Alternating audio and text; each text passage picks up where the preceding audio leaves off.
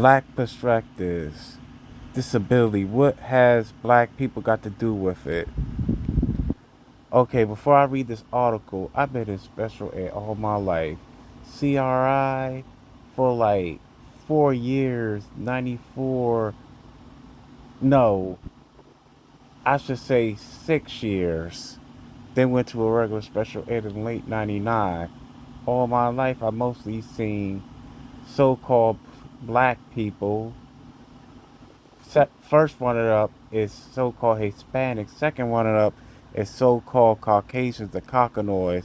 And I seen people with disabilities using, taking advantage, abuse, bully, because I've been both a suspect of and victim of this, of other people with disabilities. I heard and I seen it. And they don't talk about that as much. It's kids to adults, family, including parents, cousins, because I had dealt with this with my cousin being aggressive and be told what to do by him. Even family members with or without disabilities, okay?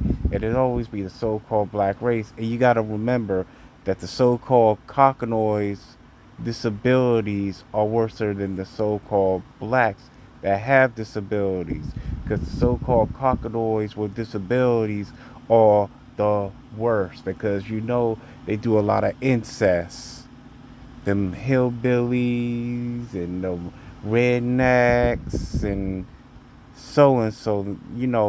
Them crackers. That's their culture. Okay, the animals. That's their culture. Okay, this piece is part of the Blackness, Disability, and Gender Identity series organized by, and correct me if I mispronounce her name, is Philisa Thomas. What comes first for you, your race, gender, or disability?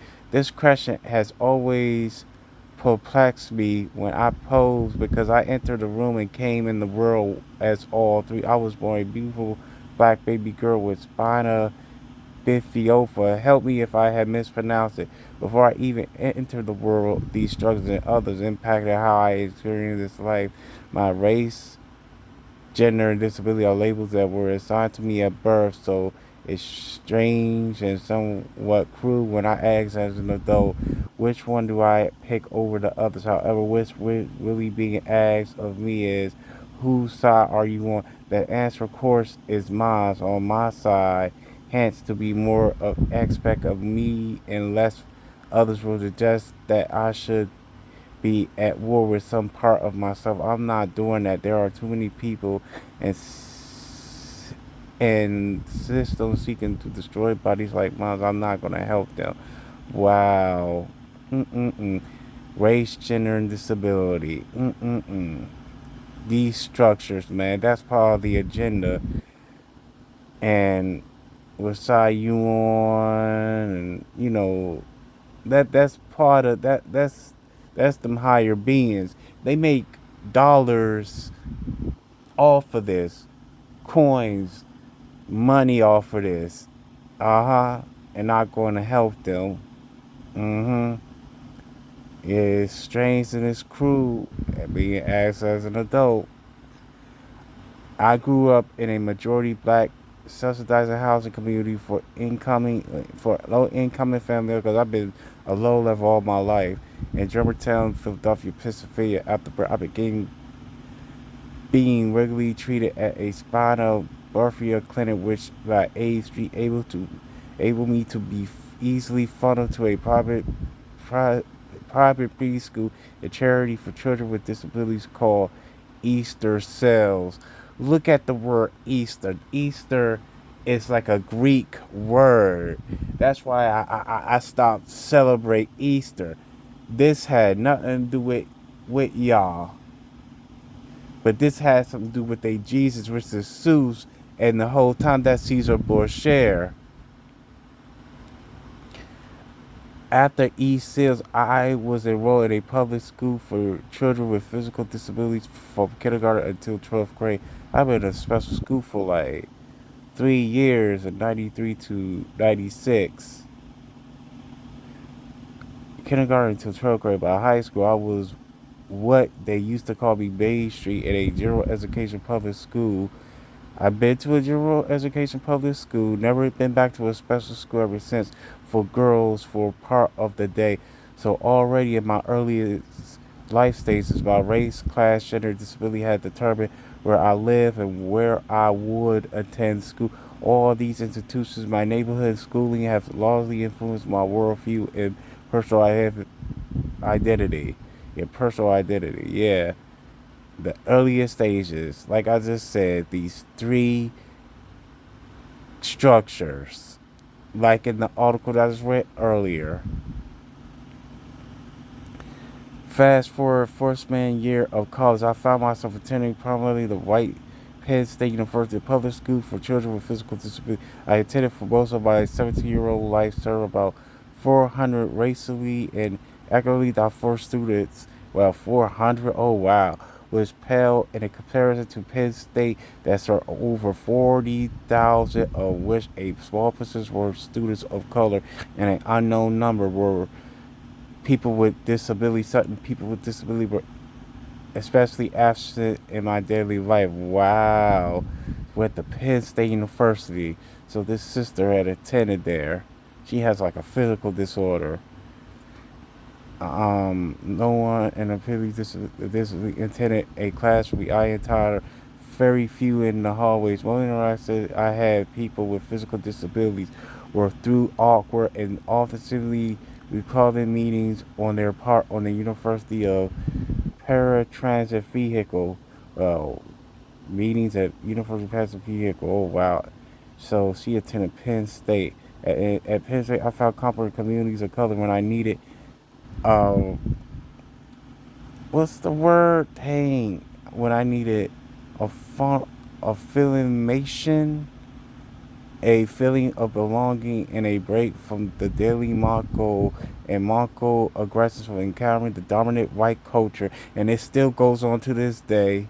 They still running, and also they also run so-called black colleges as well too, and that's the Skulls and Crossbones because Yale University won by the Skulls and Crossbones that for pre predetermine every aspect of life on that campus. However, I didn't have a similar space when I needed a break from my ableism.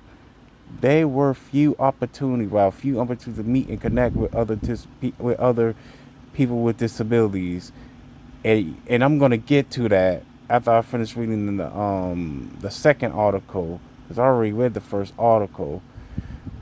Worse yet, to matter stigma, many people with disabilities avoid interacting with members of the very group who can understand their experience and help them manage it the most.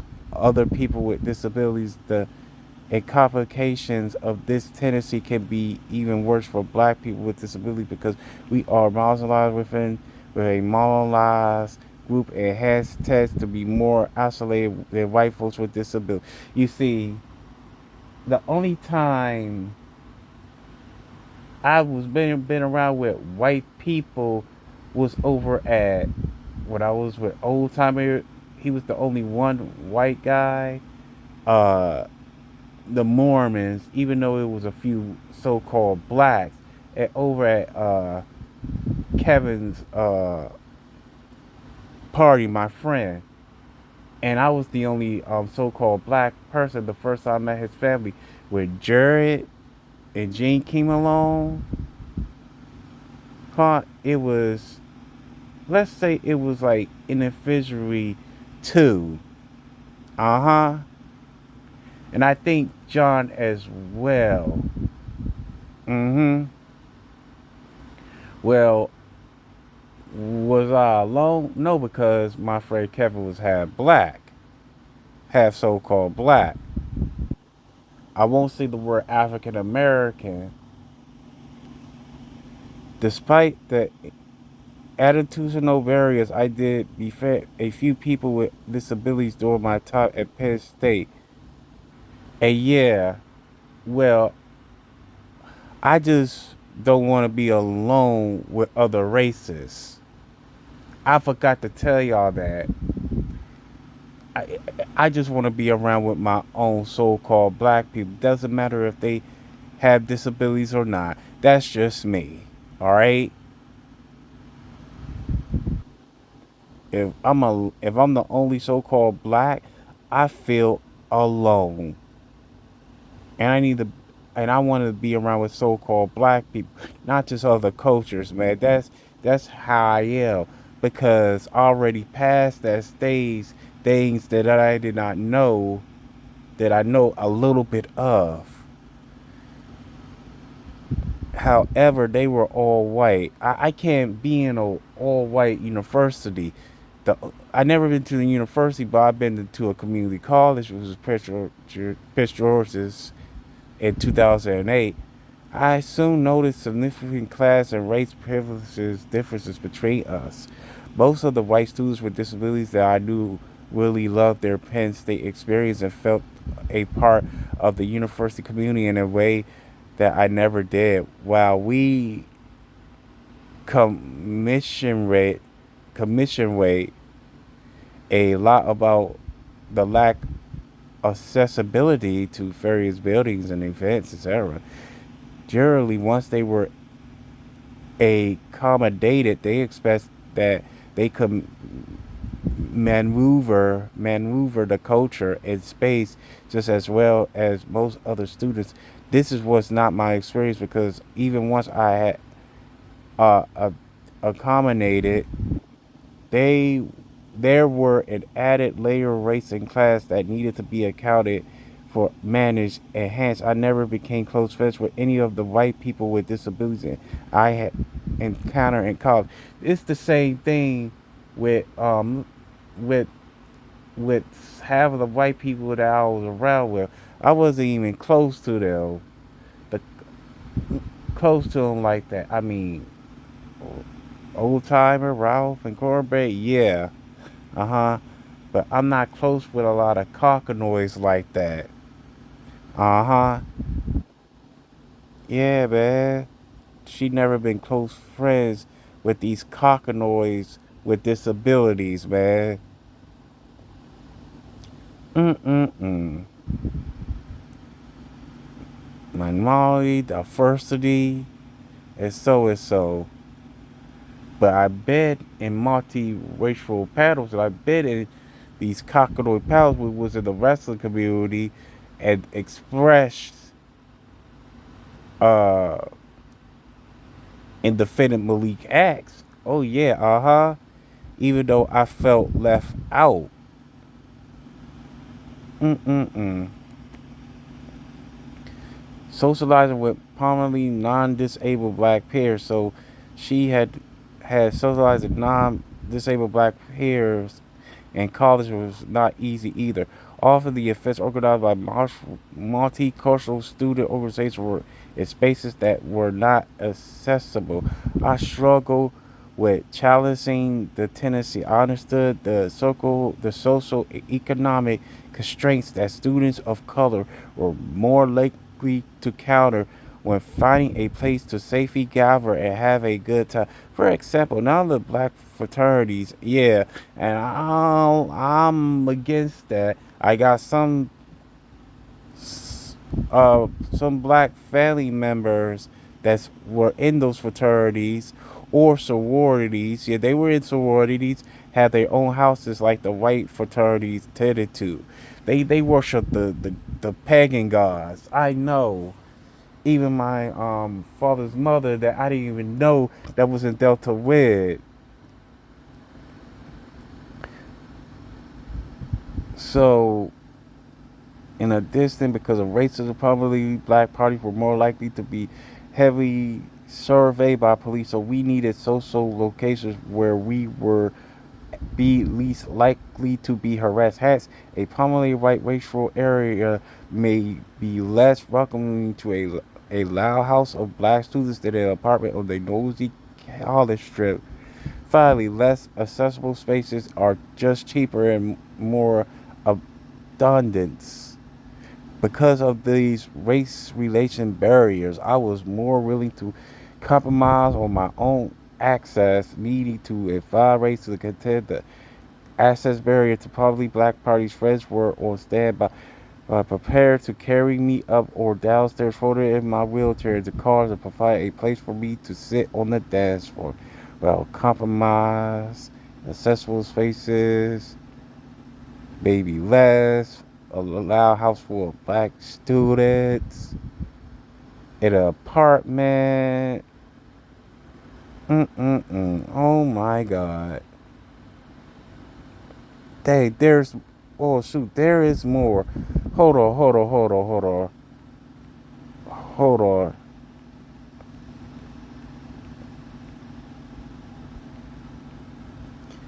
Yep. Still, I cannot let my black community off the hook quite that easy. So she can't let the black community off that easy. It's very ableism in the black community is painful, joyful, and confused. Wow, it's painful, joyful, and confused. It's money behind it. They got a cure, but they don't want to refill it because they will give you treatment. They're not going to give you a cure.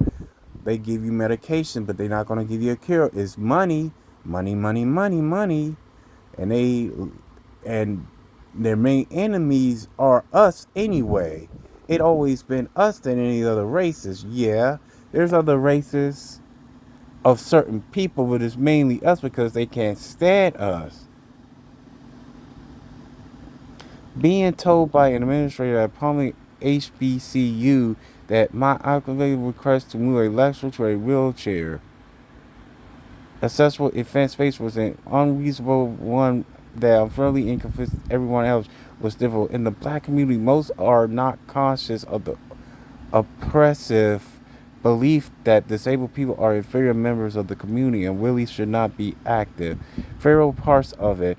If the old saying that the children are to see and not heard, then disabled people are considered to be unseen and unheard.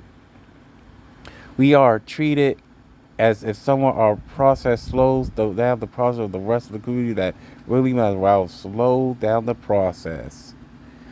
We are treated as if we should accept our fate as less for the good for anyone else. What worse yet, many of us believe this. These messages about disability are present in the dominant culture. Wow, disability in the dominant culture. It's more like race, but they have any more profound complications for the black community, which is already struggling for upward mobility. Wow, struggle of upward mobility. Oppression, it still goes on. The struggle still go on in the black community. Mm-mm-mm. And black people with disabilities, black people without disability, struggle goes on.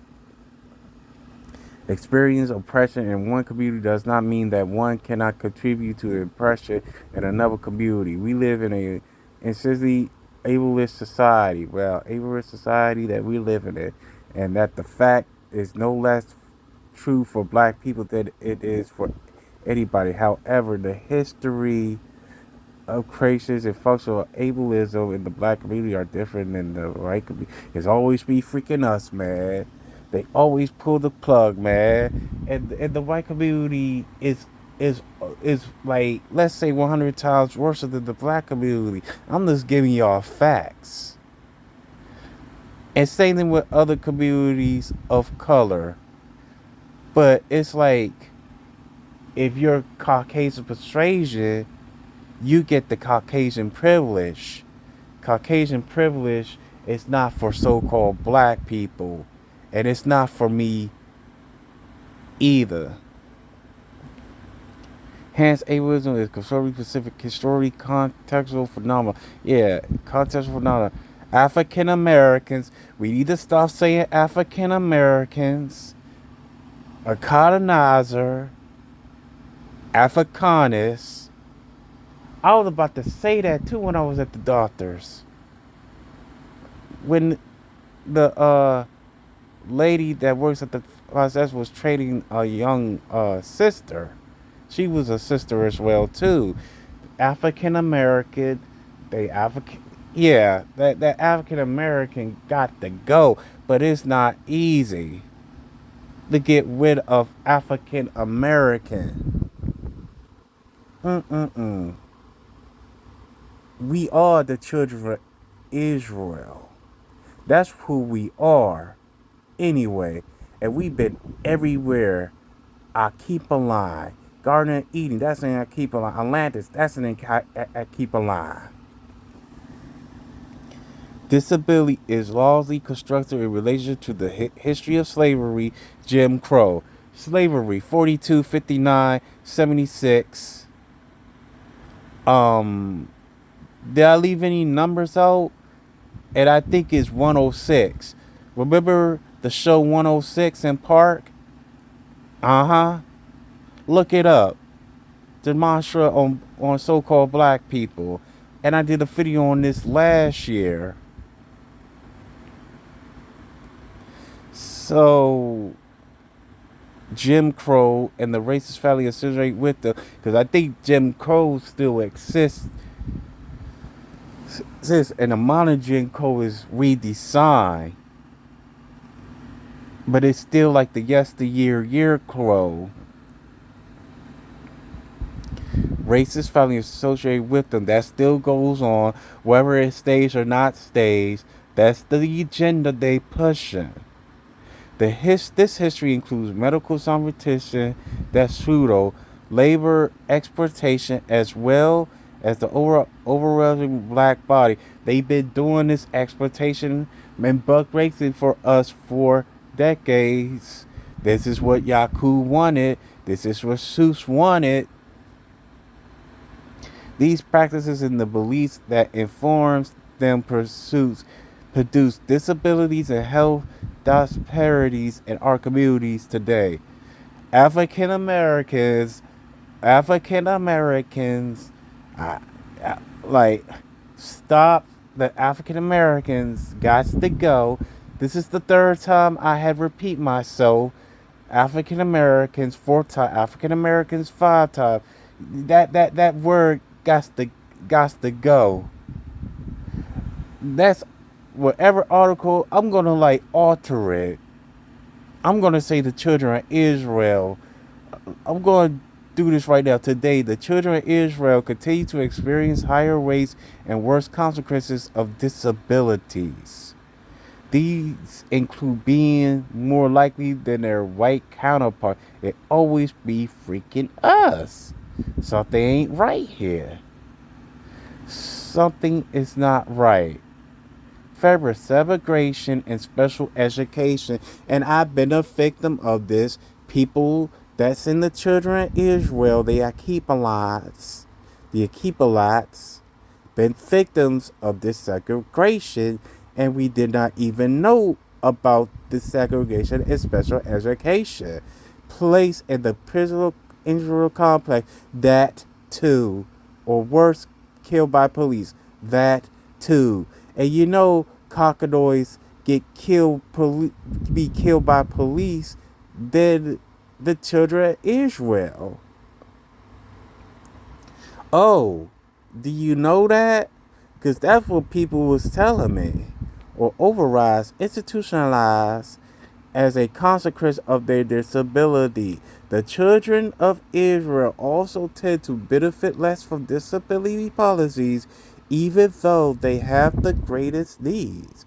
Well, the greatest needs, or the greatest expectations of the greatest needs. For these reasons and more, so-called black people, I'm going to alter it too, experience disability as not only limited in the conventional ways it is assumed to be, but also as a reminder of racist oppression and / or as a perceived evidence of racial inferiority. And racial inferiority, racial inferiority still exists. That ain't gonna go nowhere. His disability in the so-called black community is a must pour out of racist, class, gender, and other systems of oppression. We still be oppressed. That's the slave mentality of what these higher ups are doing. As it a natural part of the human experience, we're still humans. So-called black people, children of Israel, Archepolites, we got the gods, we got the goddesses, and we got the souls that's within us. Uh-huh.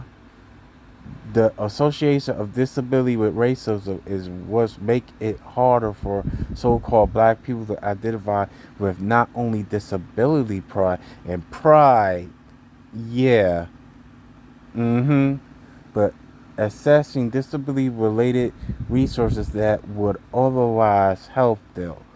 Open your third eye, open your pineal gland. And I had and I had to and some guy, some Caucasian guy named Odell, the spirit. I'm sorry to tell you this. I know you're one of Brainwave subscribers, but you don't know a damn thing about so-called black humor. And I ain't want to freaking argue with the cracker. And I know Brainwave's God will be, but he will understand. And the King James version, y'all gotta stop reading the King James version. Malik X told me how the King James version is misleading so-called black people. And I heard some horrible things about King James. He's kind of like Caesar Borgia and Julius Farnese.